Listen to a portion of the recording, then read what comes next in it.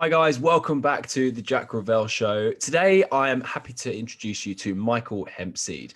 Michael is an author, TED speaker, and a lovely guy from New Zealand who has come on the show today to talk about suicide. Now, we've had somebody on the show talking about this before, but Michael actually reached out to me to kind of dive a little bit deeper into this subject and explore some other areas that we didn't cover in the last episode. So I'm excited to really dive into this. I think there's going to be some interesting stuff that people can take away from it. So welcome to the show, Michael. Great to be here, Jack. Thank you. So first of all, do you want to just give me a bit of background as to kind of who you are, what you do, and kind of what brought you to come on the show today? Yeah, so I'm based in New Zealand, so I've got a bit of an accent. So sometimes people from the UK have a slight bit of trouble understanding me, so I'll do my best today. Basically, I travel all over New Zealand running evidence-based talks on suicide prevention. I've spoken to the New Zealand Defence Force. I speak to doctors. I speak to lots of schools. You name it, I've probably spoken to them. And my aim is to really try and take some complex scientific research and translate that for a popular audience. Last week on the show, you had Matthew Steens from Stigma Statistics, and he's doing some fantastic work looking at some data-driven work there. And I thought it'd be really good to have a follow-up looking at some other aspects of suicide prevention.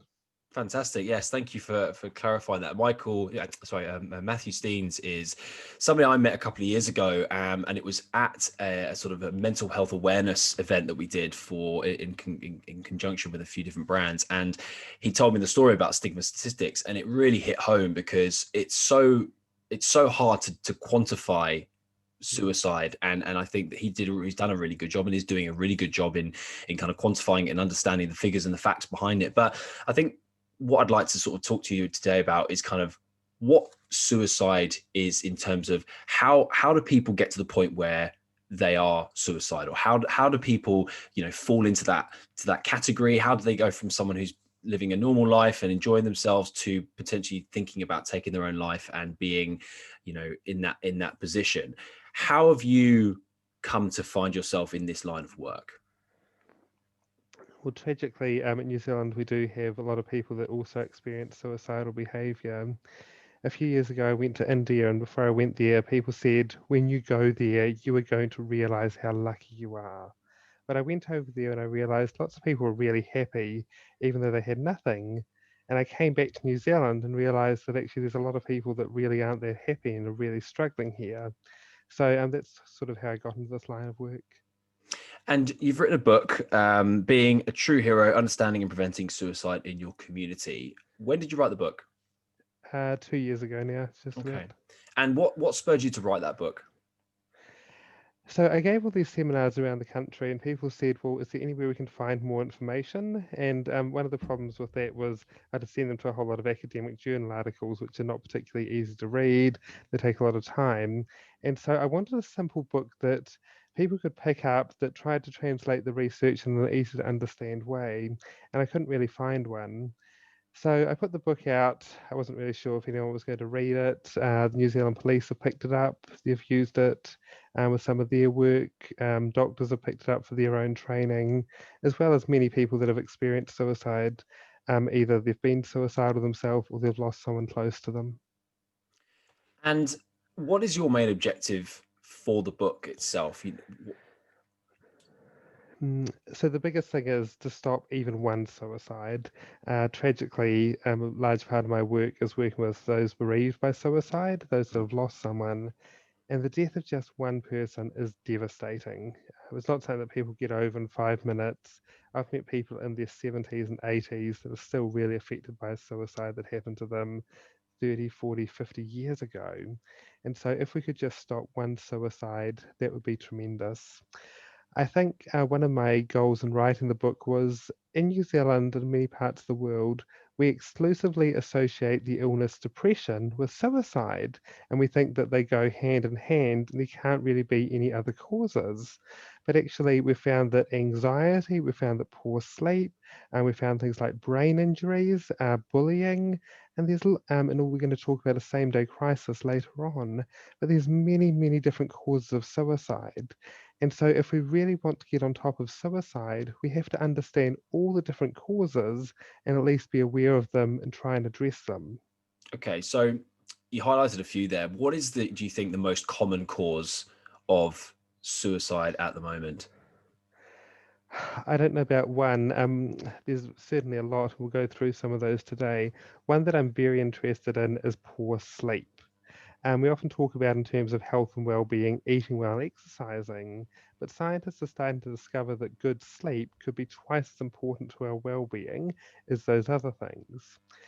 It would have been 2 years ago now. I met a farmer, and he said one day on his farm, it got late at night, and he had all these bills on his farm that he couldn't pay. And he thought, there's no way I'm ever going to be able to pay off the debt. Everyone's going to think I'm a loser. I'm going to lose the farm. I'm a moron. Suicide's a good way out. Well, fortunately, he gave up. He got a good night's sleep. And then the next day, he felt like a new person, and he realized that all his problems were solvable. And we intrinsically know this. When we're sleep deprived and something goes wrong, we often don't step back. We often don't think in 10 years, is this going to matter? It's very easy to get upset and catastrophize things. And so researchers have found that most suicides happen between 12 a.m. and 3 a.m. So one of the big factors in suicide is poor sleep. And we know that in the last decade, particularly with more technology, we're getting busier and more to do. People are sacrificing their sleep, and it's having a devastating impact on our well-being. I mean, personally, sleep is one of the things I look forward to the most in the day. I definitely like my sleep, but I do know a lot of people who put sleep to the bottom of the pile in terms of priorities and stay up late, get up really early and think that it's something that they'll just get by on, and it's not a problem. So how does sleep or lack of sleep affect you, to the point where you're starting to think slightly more negatively about your life than you were before? Mm. One of the big things we've found is that when people are sleep deprived, they often don't remember the happy memories or the good things that have happened to them, but they remember the bad events. So, for example, if it's late at night, you might remember that job you got fired from, you might remember that person that laughed at you, but you might forget you've got a family member that loves you, you've got a good friend that would be very upset if you died. And so sometimes we remember the bad things and we forget about the good things. And also, we've found that when people are sleep deprived, they're far less creative. And you might think, what does creativity have to do with suicide? But part of this is thinking, well, what could I do? And say, if you are depressed, who could I call? Who could I talk to? And often when we're sleep deprived, we don't think about some of these options and some of the different ideas that could help us. So there's a double hit there, in that we tend to feel a lot less happy, and we also a lot worse at problem solving and finding creative solutions to our problems. I really like that, the creativity side of things. I'm a big fan of Carol Dweck's book Mindset, and she talks about Mm. obviously the growth mindset and the fixed mindset. And the fixed mindset people are kind of people that don't like problem solving, people that sort of just think what happened to them once will happen to them again and again and again. And I think that creativity comes into that, because as soon as you start asking yourself that question, how can I do this, rather than I can't do this, you're absolutely right. You can start to see yourself out of certain situations. And even if it's not just a problem that's in front of you in a sort of tangible sense, it's something that's going on inside you, inside your head. As you said, if you've got sleep, creativity, you've got something to be able to you've got the time, the space, and the mental capacity to be able to figure it out yourself, it can help. So what are the things that people are doing to sort of help realize they need more sleep, for example, to help them stop them from getting in this position in the first place? Mhm. I think just learning about how important sleep is to our well-being. It's only fairly recently that we've actually discovered scientifically how important this is. Mm. So trying to learn a little bit about this. Sometimes I give seminars and I list all these reasons, all these things. We found that you've got a less chance of having cancer or heart attacks. So people are like, oh yeah, that's interesting. One of the ones that does really get people's attention is we've found that people tend to put on more weight when they're sleep deprived. When you eat, there's a chemical in your gut called ghrelin, and that's supposed to tell your body you're full, stop eating. But we found if people are sleep deprived, they don't get that chemical signal, and so they eat more and more. And it's really interesting that out of all the reasons that I give for, getting better sleep, mental well-being, creativity, all these things, The one that really gets people often is weight loss. So if that's what the carrot on the stick for you, realize that, if you want to improve your weight, one simple way often is to get better sleep. So the first step to really getting more sleep is to recognizing how important it is. The second thing is to realize that there is actually something that we can do about this. And as you just mentioned, there's some people that think, well, I'm stuck with bad sleep. There's nothing I can do about this. But actually, what we've found is that for the overwhelming majority of people, sleep is a changeable quality. So if you are having poor sleep, for example, a lot of people have sleep apnea, where they have breathing difficulties and they wake up multiple times throughout the night. That is very easily treated. And in the past, people used to have these very uncomfortable masks, and people thought, oh, I don't like those. But the modern masks are so much more comfortable. Sometimes it's simple things like putting your phone on silent at night so you don't get woken up with notifications about Grumpy Cat or something like that. And unfortunately, often people sleep with their cell phones on really wrecks the quality of sleep. So sometimes medical interventions are needed. Sometimes it's just simple things like turning your phone off. But it's really important to know that sleep is actually a changeable quality. And if you are having poor sleep, there is something that can be done to improve that. The phone in the bedroom is definitely one that I can certainly vouch as something that's affected me over the years in terms of waking up and checking Mm, things or having to just mm, stay on it for too long. But yeah, I think that the world we live in with our devices at the moment, it's so easy just to stay up flicking and scrolling and kind of going through yeah. things like that. But yeah, absolutely, I think that if you're able to take you know the advice of listening to your body, first of all, I think there's a lot to be said for just listening to how you feel. If you're feeling grumpy, grouchy, stressed, anxious, tired, listen to yourself. It's not anything that's gone on around you. It's because you haven't slept enough or you haven't rested enough. And I think that that's a super important part of everyone's life. They need to sort out. um what is PMDD? Yes, this is another interesting cause of suicide that we often don't look at. PMDD stands for premenstrual dysphoric disorder. This affects women. So a lot of people know that when women have their period, they might feel a bit moody or they might feel a bit down, a little bit worse than normal. However, if someone has PMDD, this is an extreme form of PMS basically. And instead of feeling a bit down or a bit irritable, sometimes people feel so low they become suicidal, they feel absolutely worthless. And I know several people with this that have been really happy, want to live, full of energy, and then suddenly around the time of their period, it hits. And often there's a whole lot of chemicals that go wrong in their system, and people just crash. And I think a lot of people have suffered with this for, in some cases, decades because A, they don't know that there's help out there, but they also say, oh, doesn't everyone experience this? So I would say a really good test is, do you feel a bit moody? That's probably normal. But if on your period you feel so low, you feel suicidal, that's a chance you need to try and find a qualified doctor that understands this. There are many great doctors out there. Unfortunately, a couple of people have gone to a doctor and the doctor said, get over it. If ever that does happen to you, try and find someone else because there will be people that will understand about this. And there are some experts, some gynecologists that may specialize in this. And so, because you mentioned we've spoken before about kind of the stats around men and women in suicide, and you've mentioned to me that 74% of 74% of suicides are male. So why is that? It's a very complex question. The sort of surface answer that's often given is that men tend to use more lethal methods than women do. But if we examine the data, um, it's possibly a bit more complex than that. One of the big things is we actually don't have many services for men. So I'll take Christchurch where I live as an example. We have between 700 to 900 different social services in our city. That's a lot. As far as I'm aware, there are only three that are set up specifically for men. I think there's 150 different youth services. There's about 100 services for Maori, the Indigenous people of New Zealand. So we have all these services for lots of different groups. And when it comes to suicide, by far the biggest group is men, and we seem to avoid this. It's like we seem to avoid the most obvious thing to target. So I think there's many complex reasons why men do have a higher suicide rate. Some people say it's toxic masculinity, but I also think sometimes that it's actually people that are really sensitive that are more at risk of this. So there's many causes of this, and we need to understand that yes, men are one of the highest risk groups, so we need to try and target them. Do you think it comes down to the pressure that maybe men put on themselves to be a certain person, to be a certain person in society, or within their own personal life, or even just in their own head?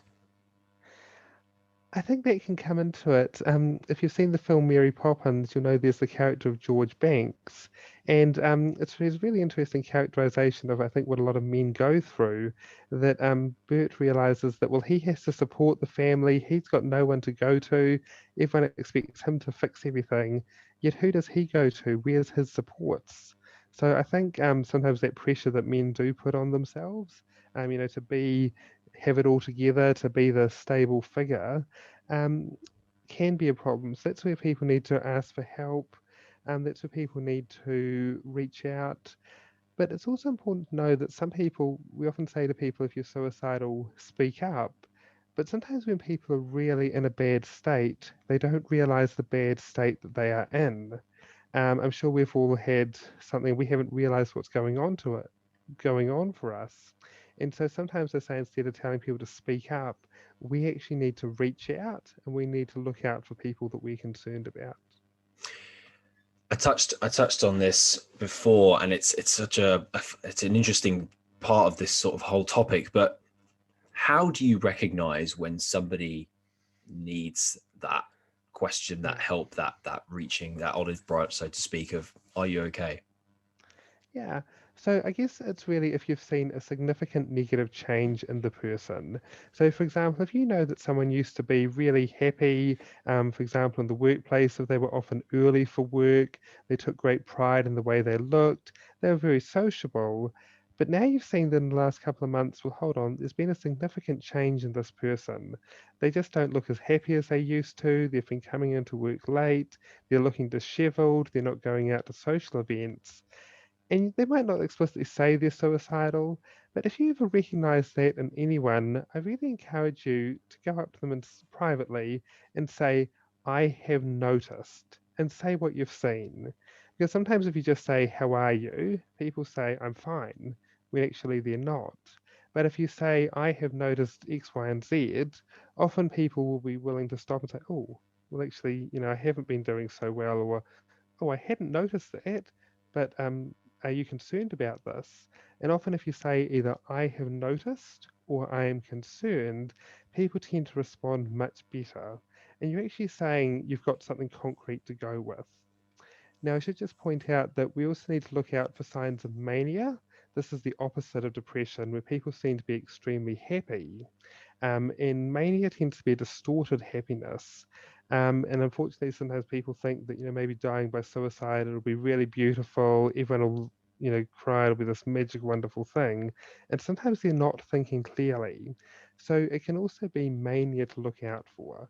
So if you think there's something not quite right with this person, and I'm not asking you to make a clinical diagnosis or something like that, but if you think this person is not acting themselves, there's something wrong here, I can't put my finger on it, you can either go up to the person, but if you don't know what to do, there's lots of suicide helplines around the world that you could call and just say, look, I've noticed this in someone, what do I do? Most countries have something like a health line that you can call for free medical advice. So you're never on your own with this. So if you're concerned about this, you can ask for advice as well. We're recording this in January 2021, and for some people this time of year is an exciting time of year. People will start the new year with a chin held high and a real spring in their step because they've got new things to accomplish and new things to achieve. But there's also, on the flip side, a lot of people that hate this time of the year and are finding this time of the year really, really hard. Whether it be that's because it's a new year, because it's the weather, because it's because we've got a pandemic, soaring across the world.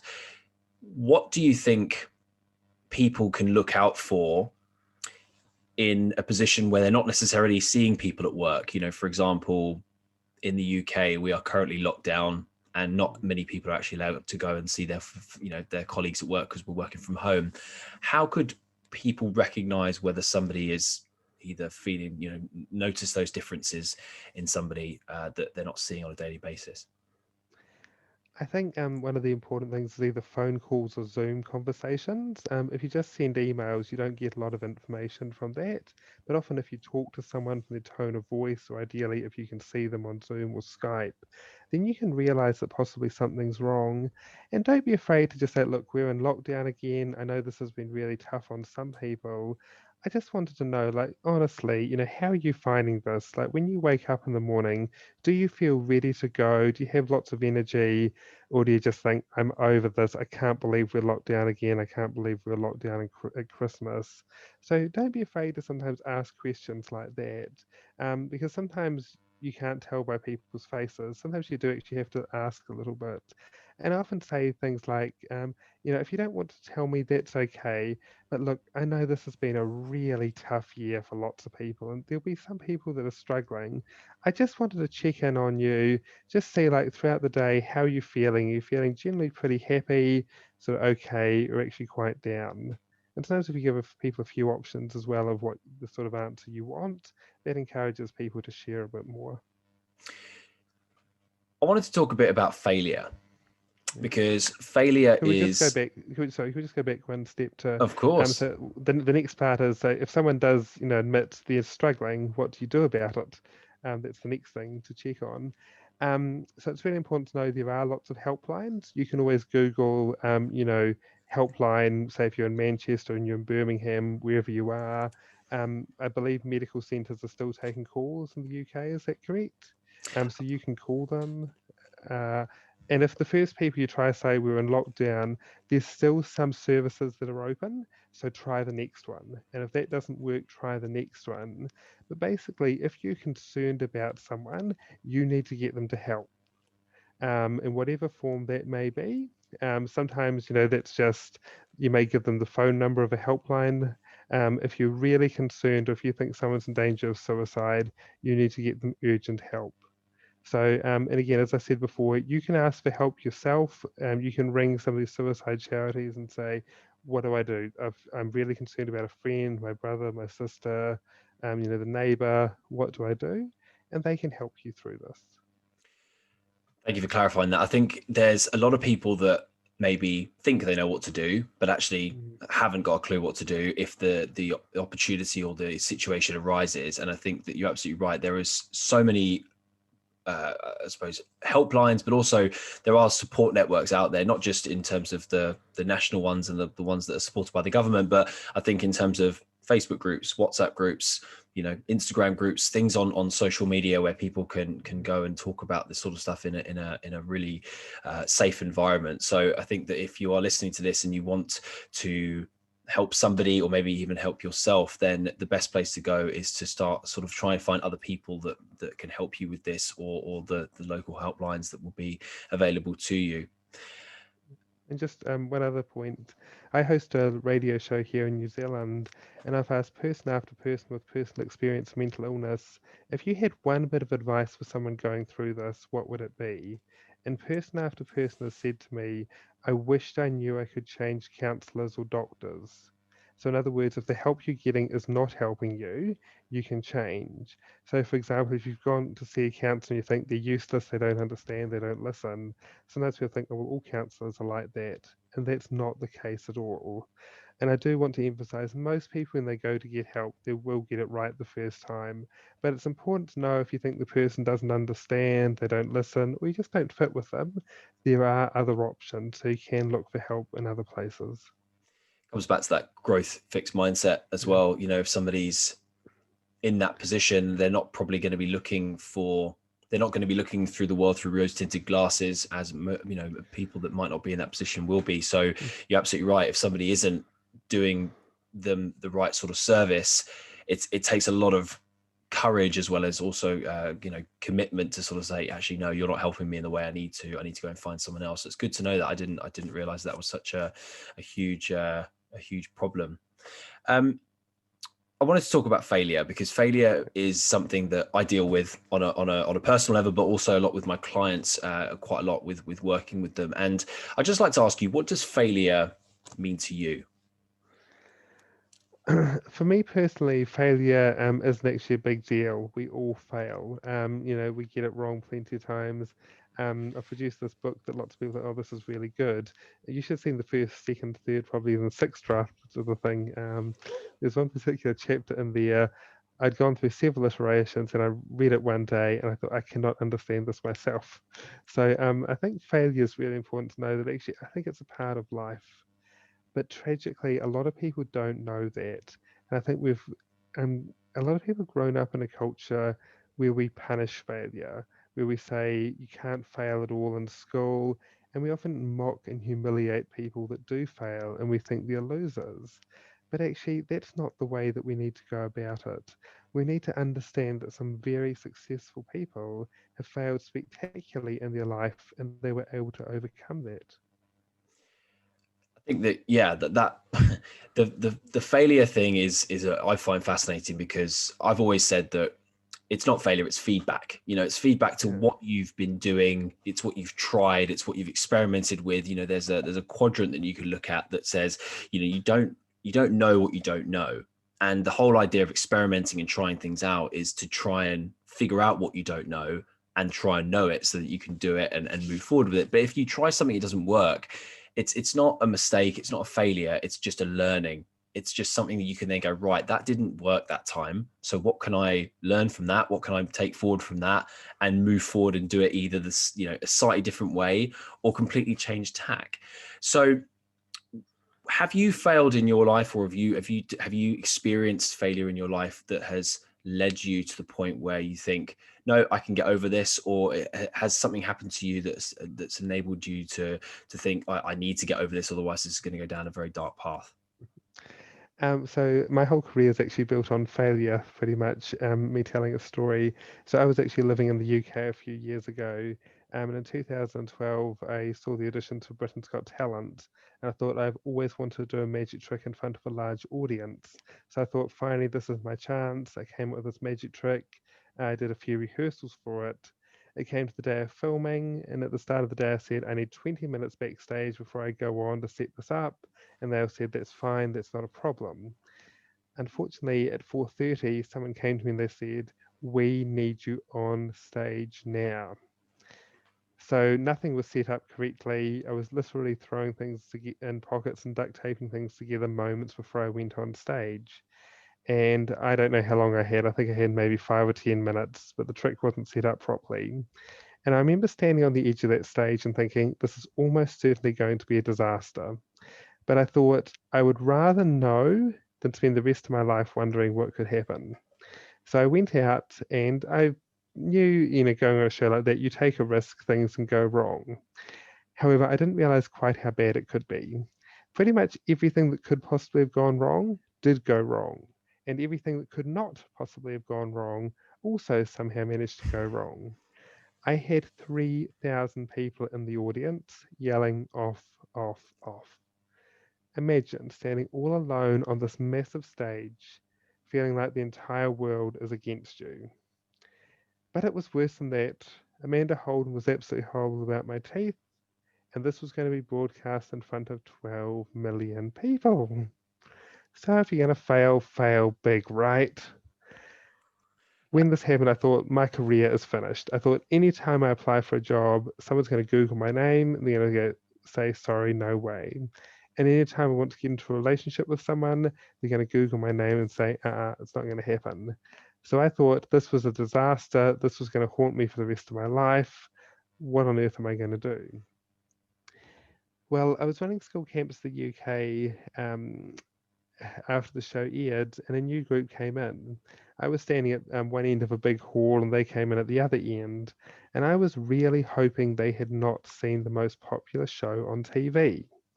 Within about 1 or 2 minutes of them walking in, they recognized me and they started pointing and saying, it's him, it's him. And I wanted to say, no, I have an identical twin. You don't know what you're talking about. So they obviously all wanted to know what happened. So we sat down in a group. First of all, I asked them about their talents, and they went round one by one. And then it came to me, and I said, my talent is failing. And they all laughed at me. But then I said, no, no, I'm serious. Anyone can fail once. That requires no effort and no skill. But to have the talent of failing, you need to fall off the horse, get back up, and try again. Now, this was a group of teenagers. They didn't give me a lot of feedback at the time. But afterwards, a couple of them came up to me and they said, "We think you're one of the most inspiring people we've ever met." And I thought, hold on. I made a turkey of myself on national TV and they were calling me inspiring. And to be honest, I thought they were just trying to make me feel better and help me get over it. So I didn't think I was inspiring. I thought they were just making it up to make me feel better. But then another group came in, they'd seen the show, and I got the same reaction from the next group when I told them my story. So it took me a long time to actually work out why people liked this story. But what I realized is that there's many people that are ruined by failure. And it was when I started to listen to different people's stories, I started to realize the impact that this could have. I met a university student. He had failed his first paper at university. And instead of thinking, oh, well, I didn't do so well at that, I'll try again in the next semester, when I caught up with him, he was literally sitting in his bedroom all day. He wouldn't go and meet with any of his friends. He wouldn't try and get a job. He wouldn't try and further his education. He had pretty much given up on his entire life because of that failure. And it was when I started to meet people like that that I started to realize failure can completely overthrow people. And then tragically, in terms of suicide prevention, I found out that a third to a half of all suicides are the result of a same day crisis, such as a relationship breakup, getting fired from a job, or losing a lot of money, say, on the stock market. And it was when I started to realize that actually, in some cases, failure kills people, that this story means a lot to people.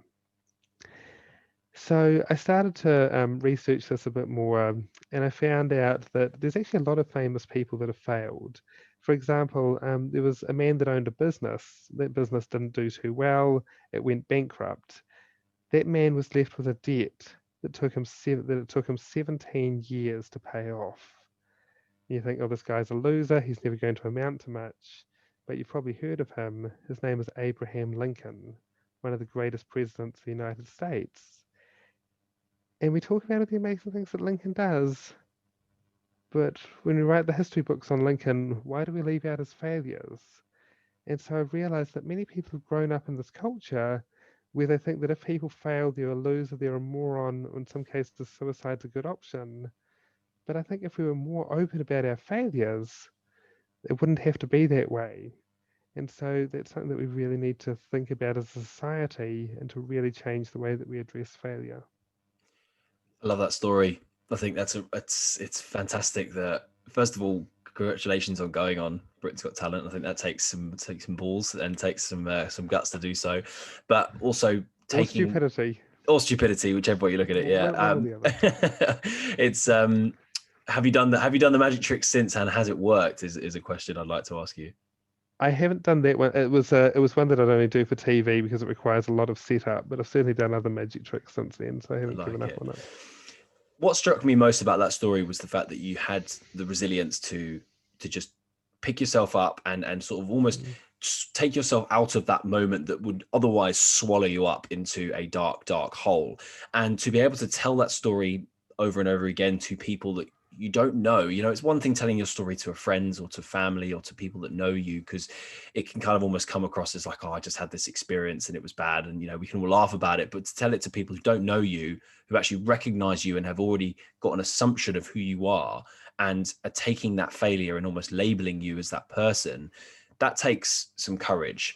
Now, I would like to say that it would be great if everyone had that courage and everyone had the ability to be able to sort of rise above that failure. But what is it that people can do in order to be able to look at a failure and go, that's not defining me.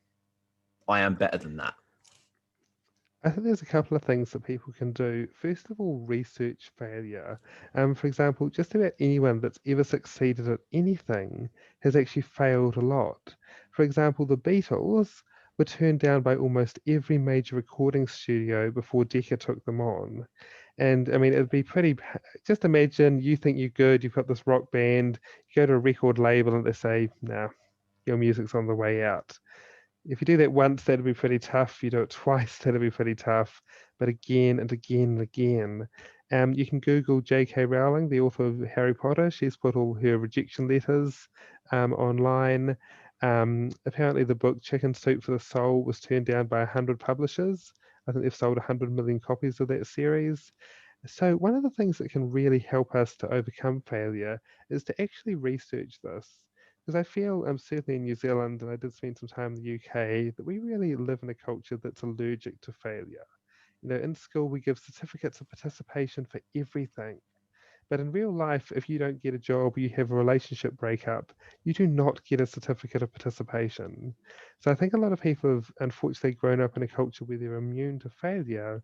But if we start researching failure and looking for examples where people have failed, and it's not to bring them down. I think that story I told of Abraham Lincoln, that's not to, pull him down and say, oh, he's actually not that great. I think if you find out about people's failures, that makes them even greater because of all the obstacles they've overcome. So I think that's one really important technique. Learn about the difficulties and challenges that people have had. Then that makes you feel slightly better about your failure. Yeah, and go on. I was going to say that the shaping of your personality is also down to a lot down to your failures and your experiences and what you've done. I think that, taking everybody that I know who's ever tried anything and failed, they have become a better person because of it. They have become somebody who can learn from what they did that didn't work and then go on to do what does work. And actually, some friends that I've got who I know would not be doing what they did today if they hadn't failed massively at something else that they did before. Yeah, there was a really interesting study that was released, I think, a couple of years ago, and it found that successful scientists they actually had an early failure in their career. And a lot of people would think that if they put out a scientific paper and it wasn't well liked, well, science isn't for them, maybe they should choose another career. But it actually seemed to almost be not just an accident, but a significant part of their success. And there was something, as you mentioned, there's that learning and failure. So I think it's recognizing that failure isn't always a disaster. In fact, sometimes it can be an opportunity. Now, I do want to mention, it's easy to sit here calm and comfortably and say, oh, failure is easy to get over. If you fail, it sucks. You know, I humiliated myself on national TV. It did not feel good. It is really, really tough if you fail. So it is not easy. But I think if you have that perspective that, this doesn't necessarily have to ruin you and you can go on to recover, I think that does make failure easier. Do you think it's important to put yourself in positions where you are potentially going to fail? This is one of the tragic things that I've seen so often is that a lot of people don't risk failure. I've met some young people that say, oh, I don't want to try for my driver's license in case I fail, or I don't want to apply for the job that I really want in case I fail and I don't get it. And perhaps the most meaningful thing you could ever have in your life is relationships. And I think a lot of people think there's someone they like, I should ask them out, but what if they reject me? And so I think it's this fear of failure that really limits us. We are never going to reach our potential if we don't try. And so sometimes, yep, it won't always go to plan, but I think it is really important that we do try things where we're not likely to succeed. It comes back to that old age expression of you regret the things in life that you don't do rather than the things that you do. And I think Yeah, that a lot of people will be listening to this, me and myself included, thinking there's so many things that I sort of wish I'd done or had the opportunity to do but didn't do and sort of have regretted it. Whereas I can think about 100 different things that I've done where I failed and I've never regretted one of them, not one, because they have either given me experience, knowledge, or a great story to tell, which has been, able to then be reiterated and relayed to something else that has value in another area of my life. And so I think that you're absolutely right. Being able to just push past that feeling of it's okay if it doesn't go well, because yeah, if anything, it's going to give me something, whether that's what I wanted or maybe not what I wanted, but that other thing is going to be useful regardless because I can use that in my life in some way, shape, or form. yeah. And the other thing is, people are actually really good about the failure. So I felt I'm a loser. What the hell have I done on Britain's Got Talent? But actually, I think with just two exceptions, two people, the overwhelming majority of people have been really supportive. My family, my real friends, even total strangers, they were actually really supportive and say, "Oh, well done for having a go." So actually, sometimes our perspective on the failure is not the same as how other people see it. So I think that's also something to consider. Do you think it's important to share failures with people? Yeah. So I talk to a lot of big companies, like New Zealand Post, Fonterra, which is one of our biggest companies. And one of the things I get up and tell their senior leadership team is if you really want to do something about suicide prevention, and if you want to make your workplace a better place, I dare you to get up in front of all your staff and share your biggest failure. It does feel like, oh my goodness, what's this guy on? And not everyone's taken up that offer. Sometimes they said, oh, thank you, but no, thank you. But there have been other companies that have taken up that challenge. And it's been quite incredible to see the cultural transformation in the place. One of the big ones is that people say if they do this, there's often a lot more laughter in the workplace. And it's not laughing at the people that fail. But if you live in a workplace where you're always on edge, you think, oh, if I screw up, someone's going to fire me, they're going to yell at me. That's actually not a fun place to work because you're always on edge. But then if you hear the boss, the multimillionaire that drives a flash car, has a nice suit, his first three businesses went bankrupt. If you hear that, you suddenly realize that actually, hmm, maybe, if I made a mistake in the workplace or something like that, maybe it wasn't so bad. And the other thing a lot of workplaces comment on, people are more creative. Now, I don't think a fear of failure necessarily makes you more creative per se, but I think people have good ideas. But if you're afraid of failing, you don't share them with people. Whereas if you have an open culture where, yep, we all screw up, we all make mistakes, people are willing to share their ideas. Now, lots of them don't work out, but sometimes they might find a good example. I'll give you one quick example where someone, I think this company spent a lot of money on Facebook advertising, and sort of Facebook's the go-to. But the problem is, lots of people on Facebook, and there's quite a lot of competition. And one person shared a different idea, and he was quite shy. But after we talked about failure, and they actually found there was this advertising stream that no one else was actually using, and so he had very little competition. And he had that idea, but if he didn't share that, he probably wouldn't. And we didn't have that conversation about failure, he'd have probably just kept it to himself. So I think an openness about failure allows more creativity. My mum always said, "A problem shared is a problem halved," and I Yeah. think it's such a great expression because you're absolutely right. I think the world we live in today is very social in an Yeah. ironic way because even though we are able to connect with people from all over the world, and the fact that we're able to do this is amazing, but also it means that a lot of people then are sort of attached to just their devices or just their screens and don't actually go out and do a human interaction and connection with people because they think, well, why would I? I've just got my social media or I've got my, Facebooks or whatever. But I think being vulnerable Mm.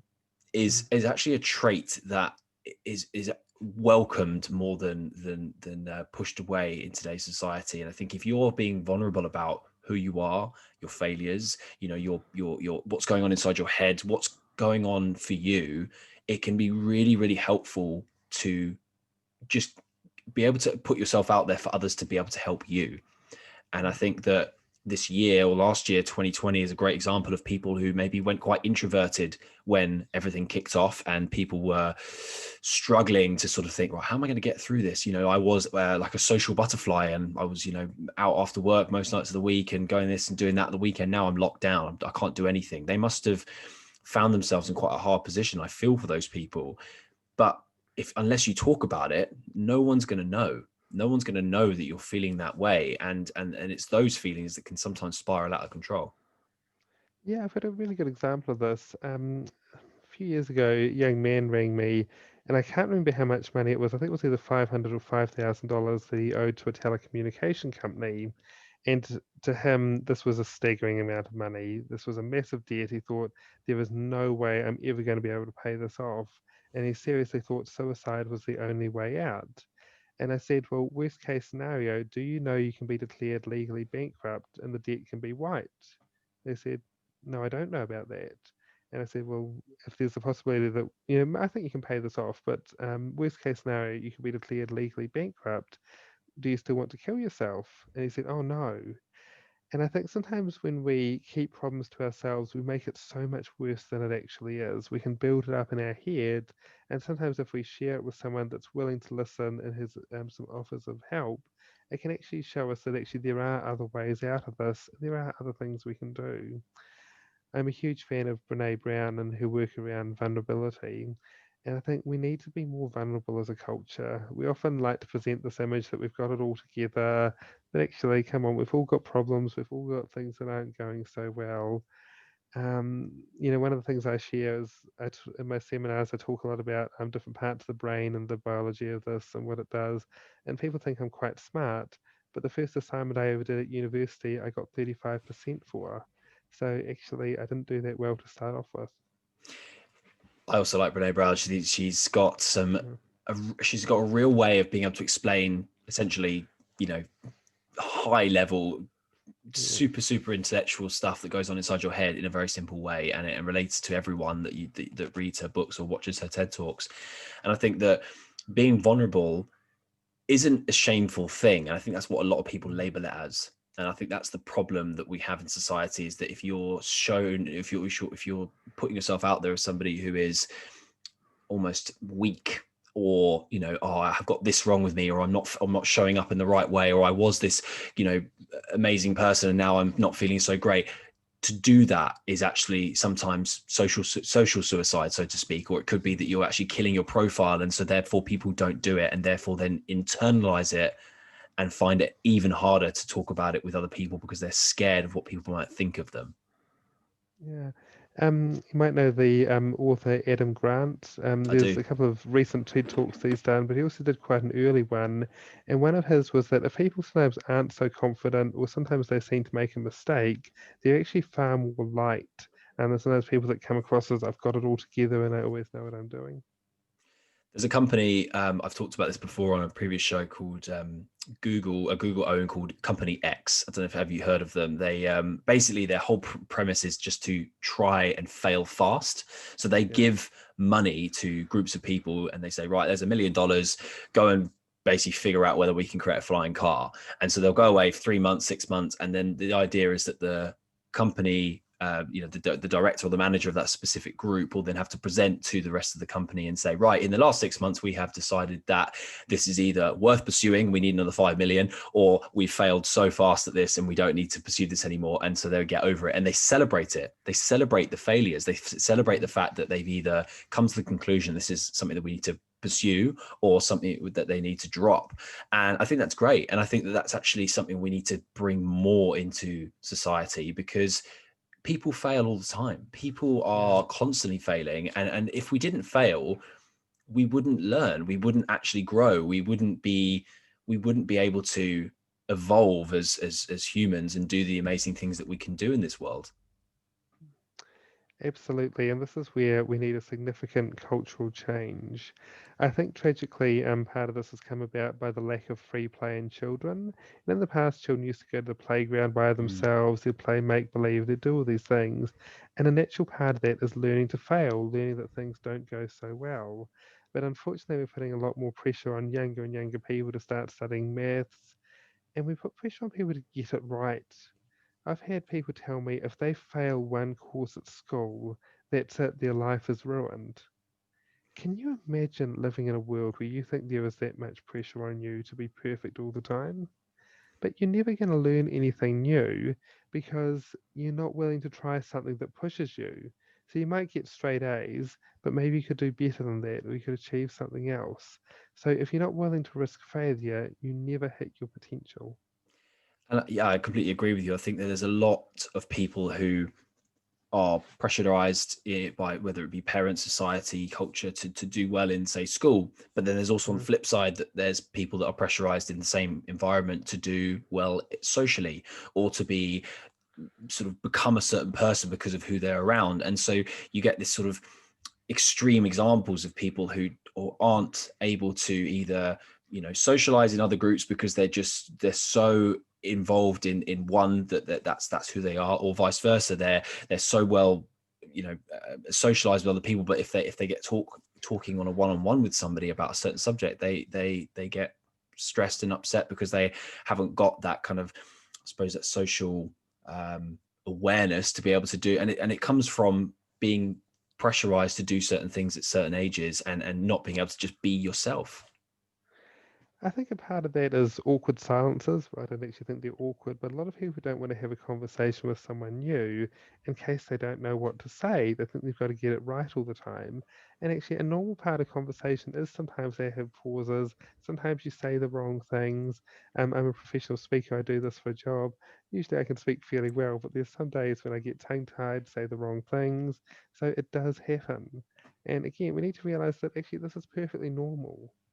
There's something called the spotlight effect in psychology, and this is where sometimes people with particularly anxiety, they often think if they make a mistake, let's say they're in a room with 100 people and they spilt their drink, they often think everyone is going to notice and everyone is going to remember this for a really, really long time.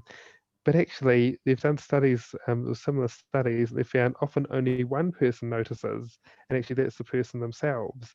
And often people don't remember this.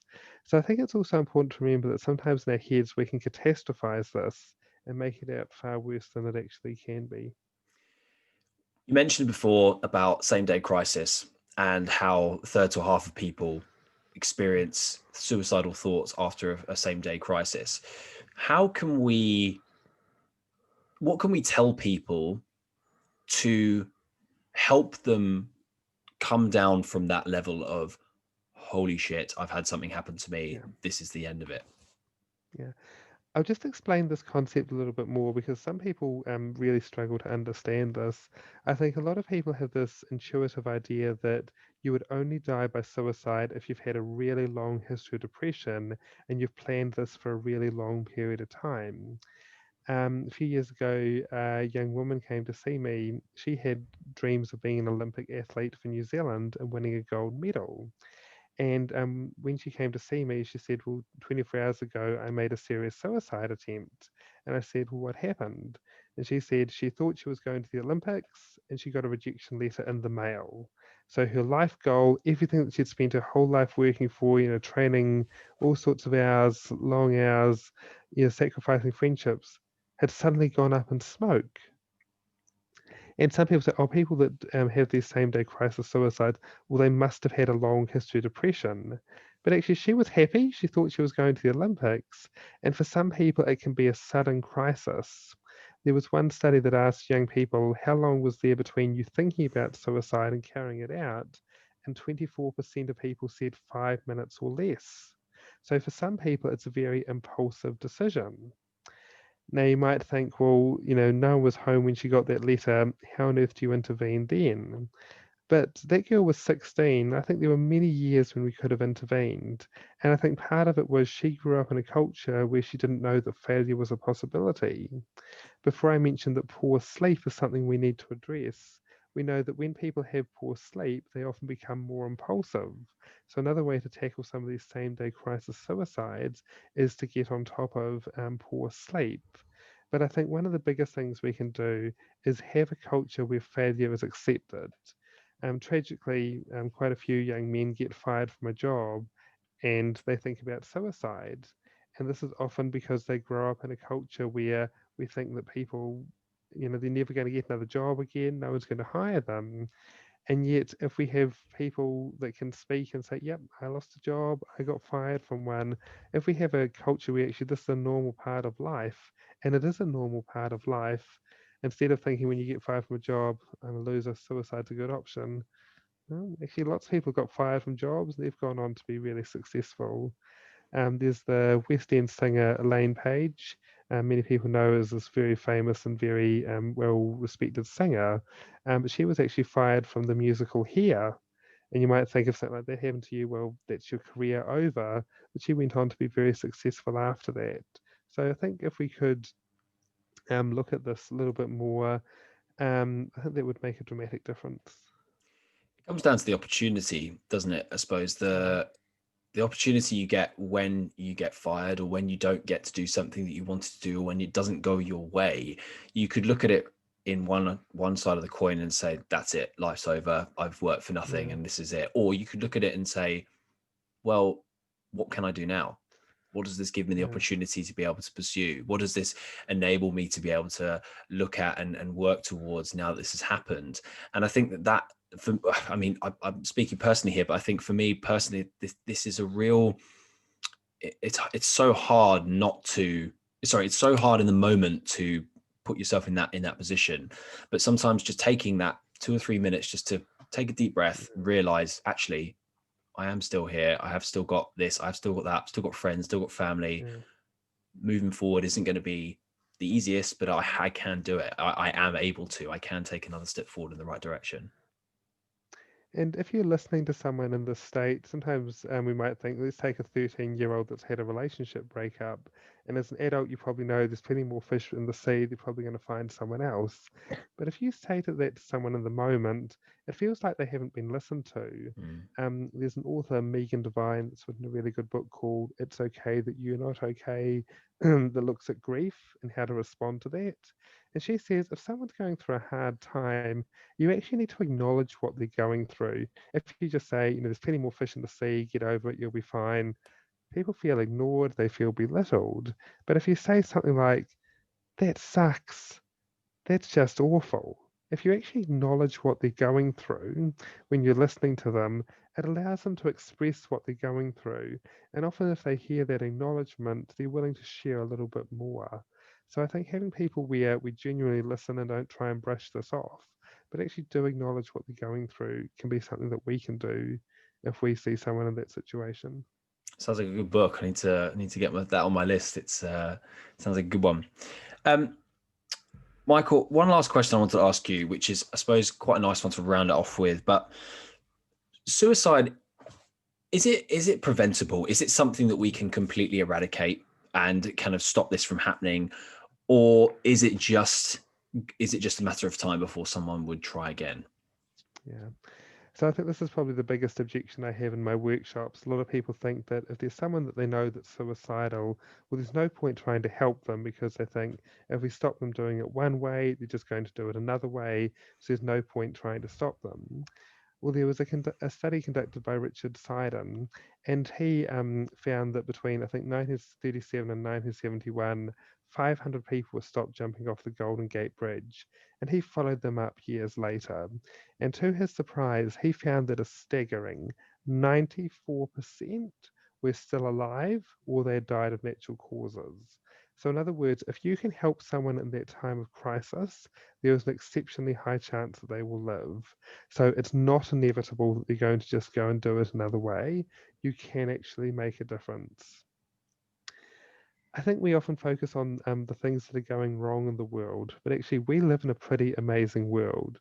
For example, in the last 30 years, deaths by heart attacks, which is the leading cause of death, apart from COVID at the moment, but for a long time, heart attacks been the leading cause in the Western world of death.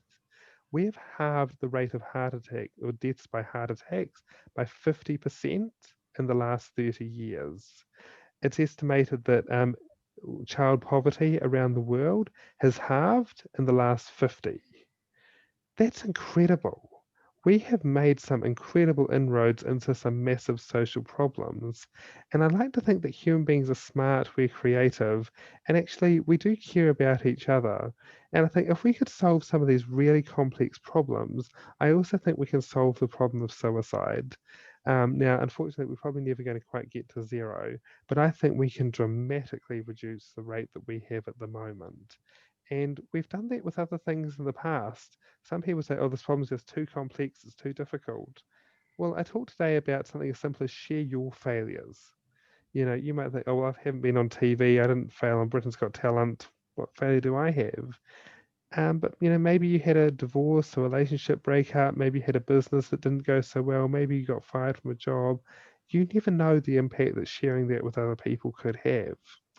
So it's really important to know that actually there are simple things we can do.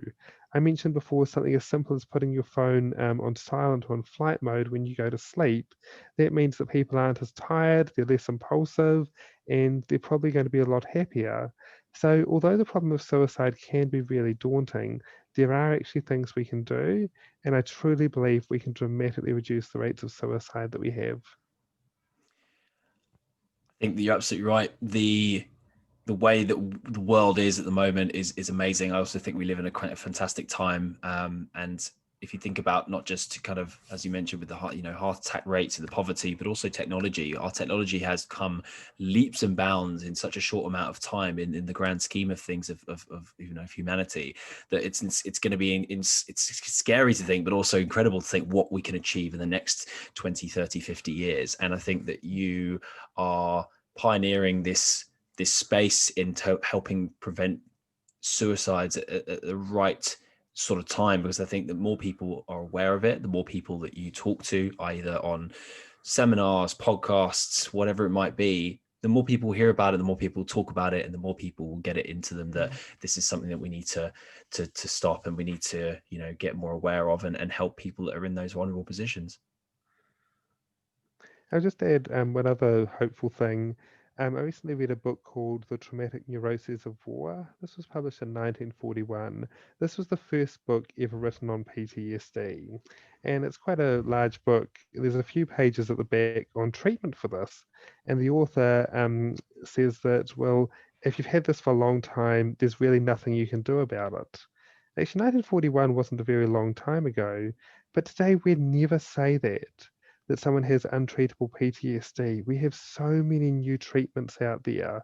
So if you are affected by some of these things, there is real hope. And I don't just mean that in an imaginary way, like people say, oh, there's hope. No, no, there is actually genuine hope because we have so many different methods of treating this stuff and it's getting better and better all the time. So that is genuine and real hope.